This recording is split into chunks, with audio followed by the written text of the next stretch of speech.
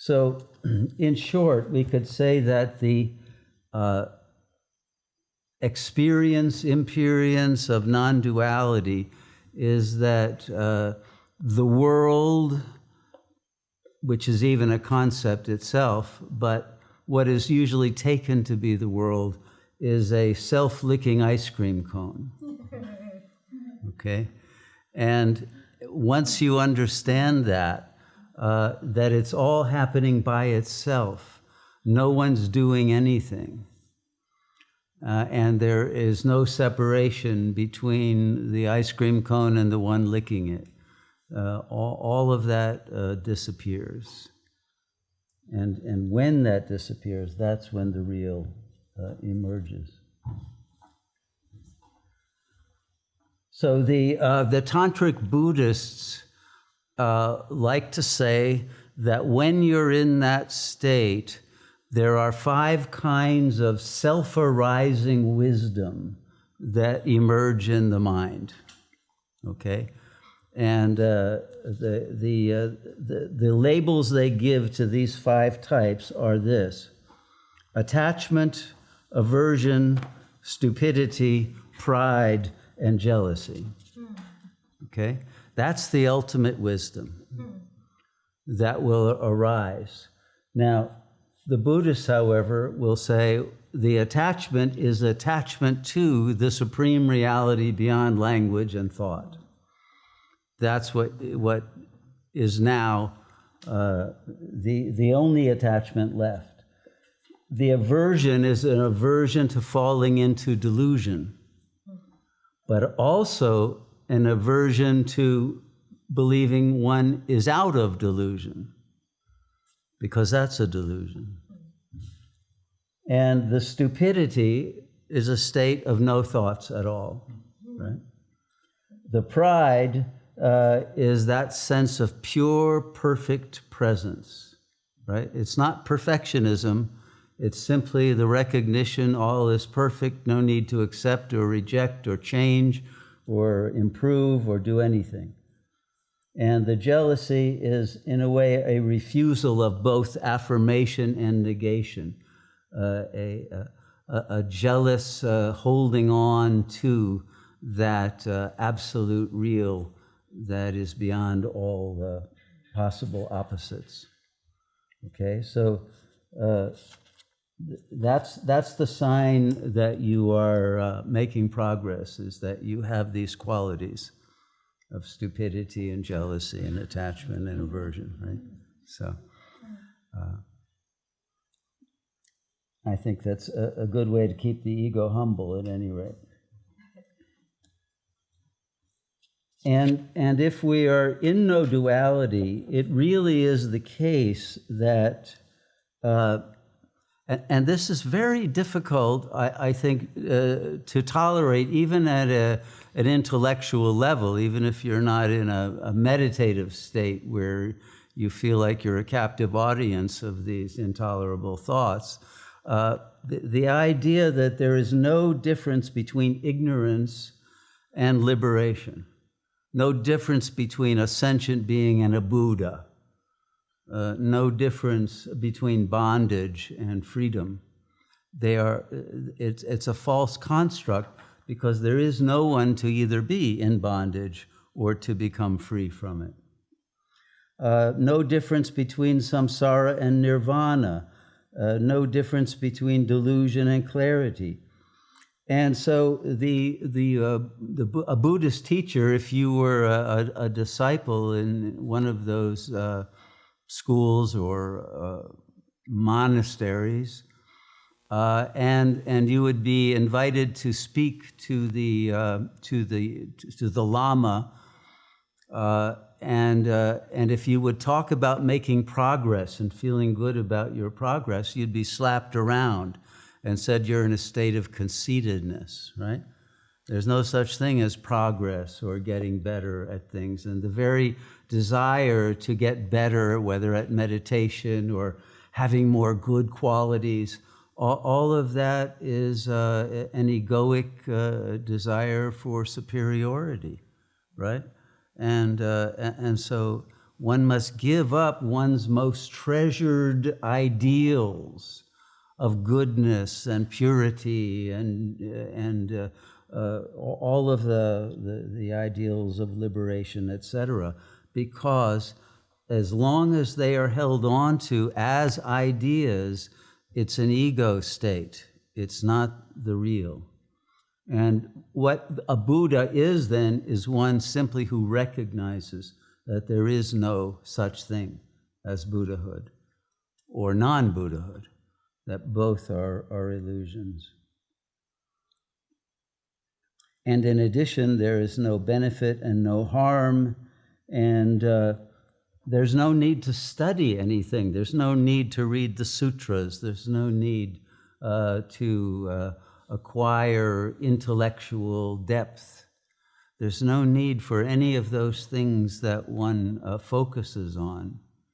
Ramana used to say the worst thing you can do is read books, and including, including the books that they were distributing.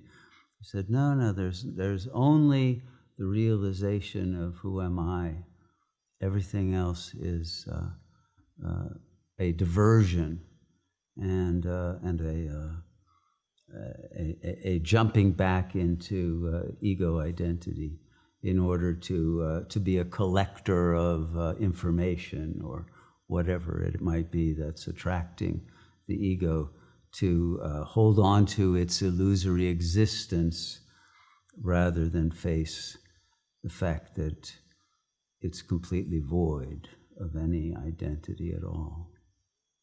And there is only consciousness that is in a state of total freedom, but freedom from any definite identity. And so mind will arise. Anyone who's taken DMT will know that all kinds of visual phenomena will arise, like a kaleidoscope or entering into interdimensional phenomena and entities and all kinds of things. None of them are real, but whether one is in an altered state like that or in a state that is not augmented with any substances, it's the same. It's equally simply the mind expressing its own creative freedom. But the consciousness itself, although it is projecting that and not different from it, it is not enmeshed in it as if it were something. It is simply the mind's own self-unfoldment, but without any meaningful offering of something other than one's own essence that is dreaming it, self-creating its own illusions. Whether those illusions create fear, they're demonic beings coming at you, or they are angels and beings giving you crowns of light or whatever.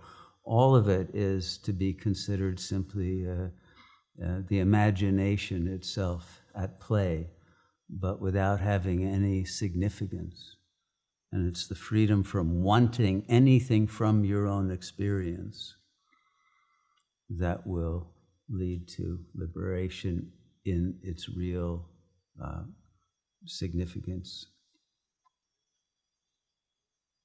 So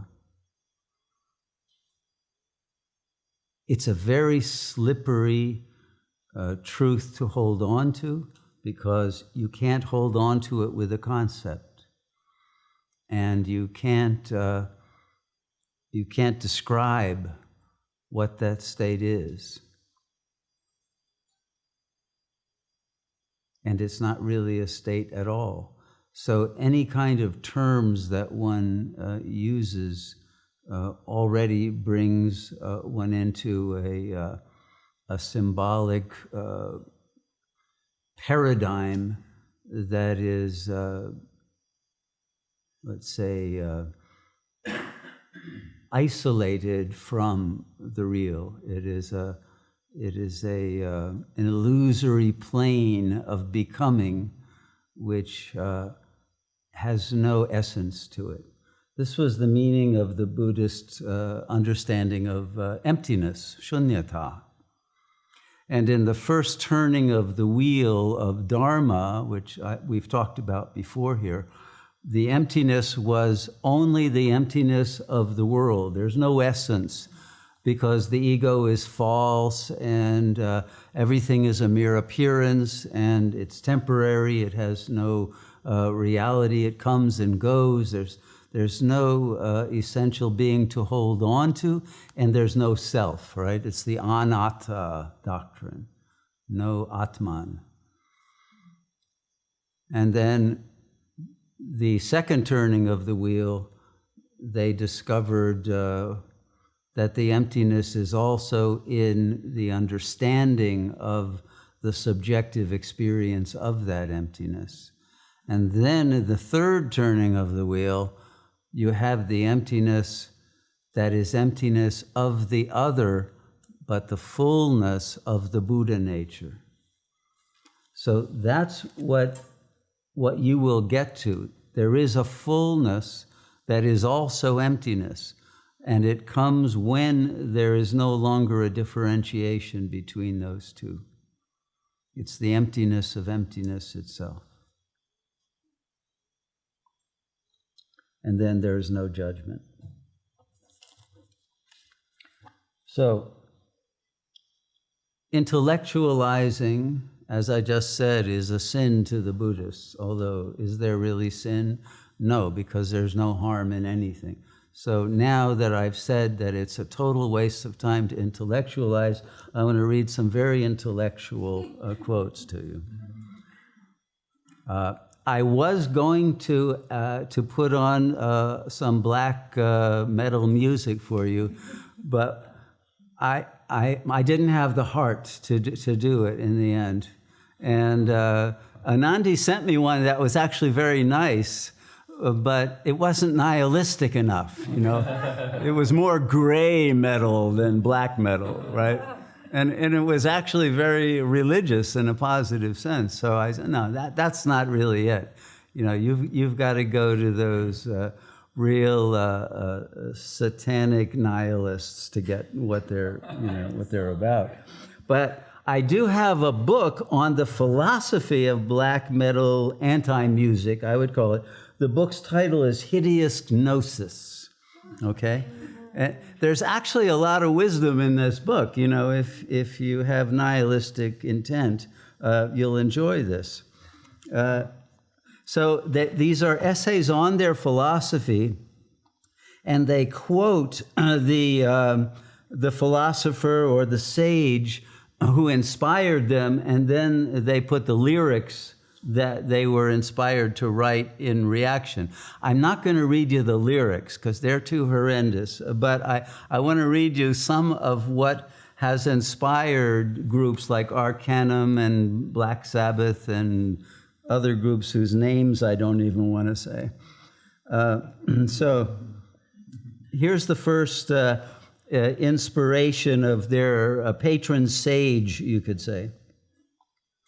The real termination of the evolutionary process is called Mahapralaya, or the final annihilation of the world, when the world becomes what it was in the beginning, namely nothing.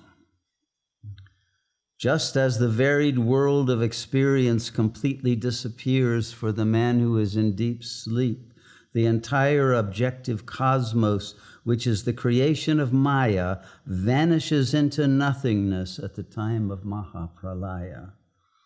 It is as if the universe had never existed at all. Even during the evolutionary period, the universe is in itself nothing but imagination.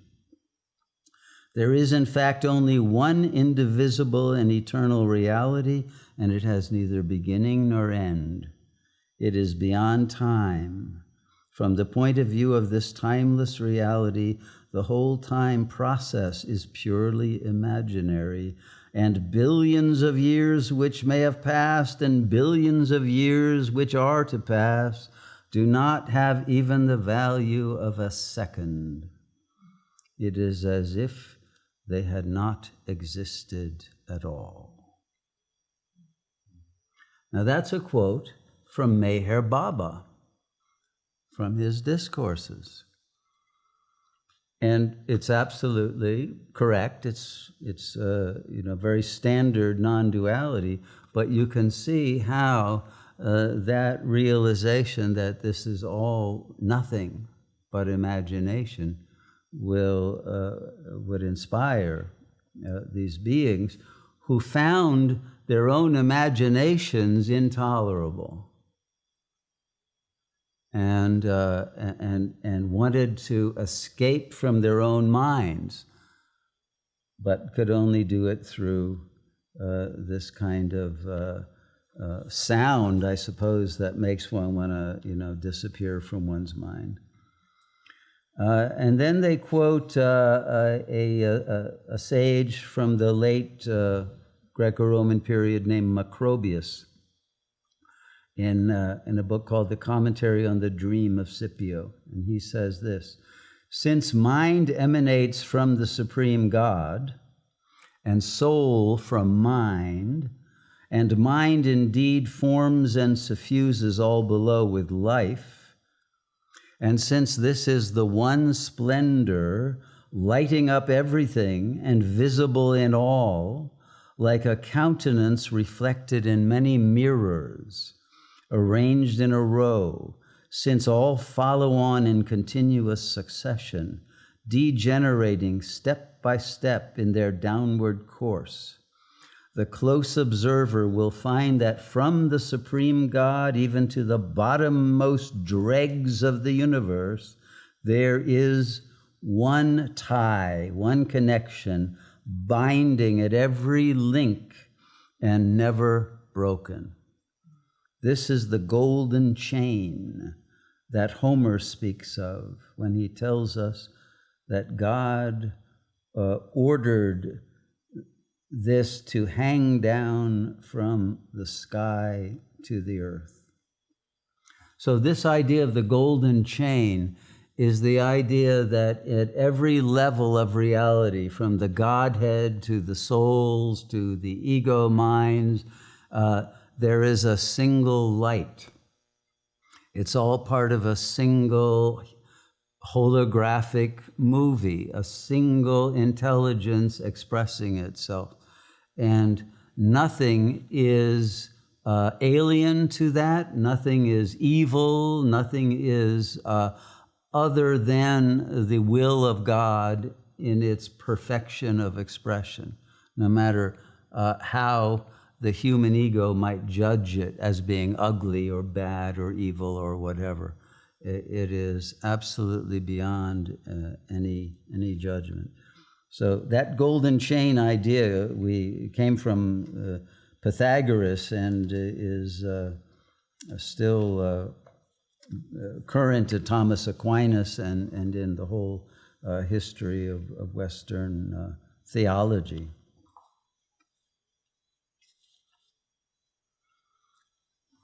And then they quote from Dante's Commedia, from the Paradiso, in fact. In its depth, I saw ingathered, bound by love, in one single volume here meaning a book, one single book, that which is dispersed in leaves, meaning in pages, throughout the universe, substances and accidents and their relations, as though fused together in such a way that what I tell is but a simple light. The universal form of this knot I believe that I saw, because in telling this, I feel my joy increase. Okay? So this is Dante on his inner journey, and he's writing about it. Now he's gone through Inferno and Purgatorio.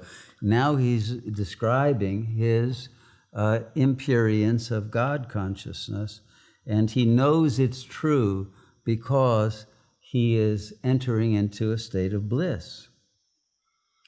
And what he's discovering is that this single book, if the Bohm would call it the implicate order, right, is dispersed as the explicate order that seems to be a multiplicity, but it's actually one simple light, the absolute singular light of God, but that is densely packed with an infinite amount of information that then produces a cosmos of infinite differences and forms of beauty and of every possible kind of experience.